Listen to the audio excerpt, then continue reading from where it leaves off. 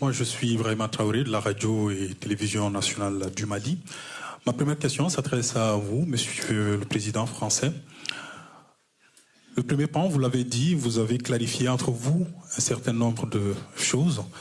Et l'autre côté, ce sont les populations maliennes, les populations du Sahel qui veulent comprendre aujourd'hui qu'est-ce qui se passe concrètement sur le terrain. Si vous partez dans le Grand Nord au Mali, dans le Sahel, les populations ne circulent pas librement. Aujourd'hui, c'est quasiment seulement des militaires qui sont sur le terrain. Les populations ne savent pas qu'est-ce qui se passe sur le terrain. Les populations veulent comprendre qu'est-ce que Barkhane fait sur le terrain concrètement. Dans le discours, vous l'avez dit, c'est pour lutter contre le terrorisme, mais cette population n'est pas convaincue parce qu'elle assiste encore à des massacres de civils. Vous l'avez dit au début de votre intervention. Cette population assiste à des massacres jusque dans les garnisons. Dernier épisode, on l'a vu, 89 militaires tués au Niger. Les populations veulent comprendre pourquoi 4000 militaires français sur le terrain, 13 000 casques bleus au Mali, mais au résultat, les populations ne comprennent absolument rien. Aujourd'hui, quel message d'espoir, quel message de sincérité avez-vous à lancer aujourd'hui à cette population?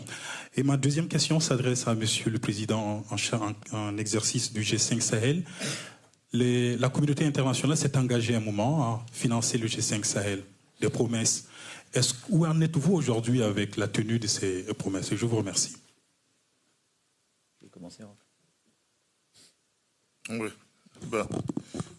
C'est vrai que nous avions, lors d'une première rencontre de mobilisation à Bruxelles, obtenu de la communauté internationale des financements à hauteur d'un peu plus de 420 millions d'euros, ce qui concerne l'Union européenne, 100 millions en ce qui concerne nos amis de l'Arabie saoudite et 30 millions en ce qui concerne les Émirats. Concernant, je dirais, la mobilisation de ces ressources, je pense que nous avons fait un point tout à l'heure au cours de la rencontre. Évidemment, nous avons des chiffres de part et d'autre qui sont un peu différents.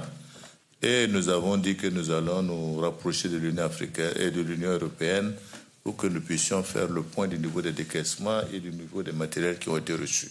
Donc, je réserve ma réponse sur ce premier point en disant qu'il s'agit de faire un rapprochement pour pouvoir situer clairement à quel niveau de décaissement nous sommes et quel sont le matériel, quel est le niveau du matériel que nous avons reçu dans les différentes au niveau du G5.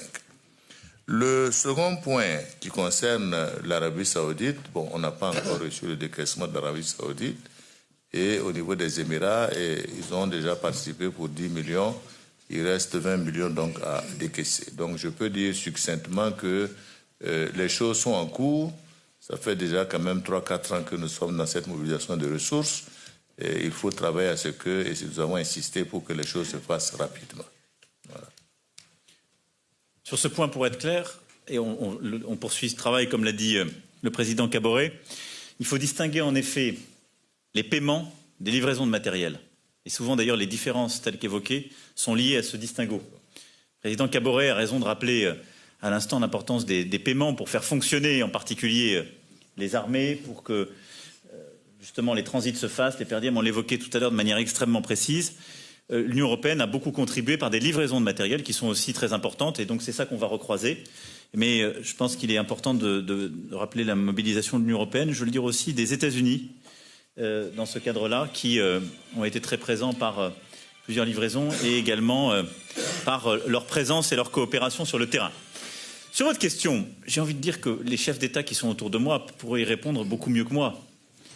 L'armée est présente au Mali, et je parle sous le contrôle du président Keïta, à la demande de l'État malien, dans le cadre d'ailleurs de plusieurs demandes réitérées et engagements pour sa souveraineté et sa sécurité. Après, là où vous avez raison, qu'il s'agisse de la MINUSMA comme de Barkhane, quand on considère l'espace à couvrir, avec ce que représente le Sahel.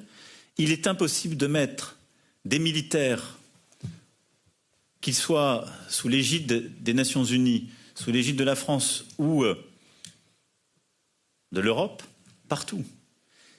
Et en effet, les drames qu'on a eu à connaître le sont dans des campements qui sont souvent loin, dans le cadre d'opérations avec des effets de surprise, où précisément on a eu à déplorer beaucoup de victimes. Comme l'a dit le président Issoufou, que je paraphrase, lorsque je suis allé le visiter et rendre hommage justement aux pertes nigériennes à Inates en décembre dernier, il a dit on a besoin de plus de Barkhane, pas de moins de Barkhane. Ce qu'il faut, c'est qu'on ait plus de présence sur le terrain pour éviter ces massacres.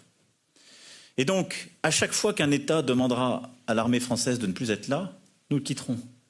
Notre seul intérêt, je l'ai dit tout à l'heure, c'est la lutte contre le terrorisme et la stabilité et la souveraineté des États où nous sommes présents.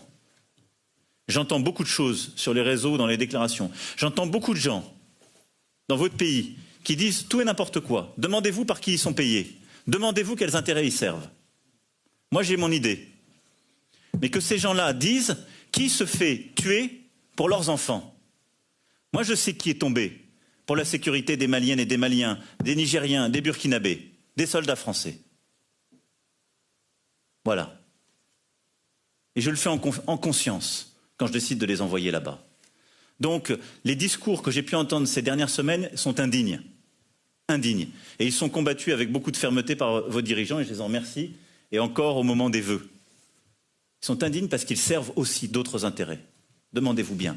Soit ils servent les intérêts des groupements terroristes qui voudraient voir plus puissants dans votre pays, soit ils servent les intérêts d'autres puissances étrangères qui veulent simplement voir les Européens plus loin, parce qu'ils ont leur propre agenda, un agenda de mercenaires.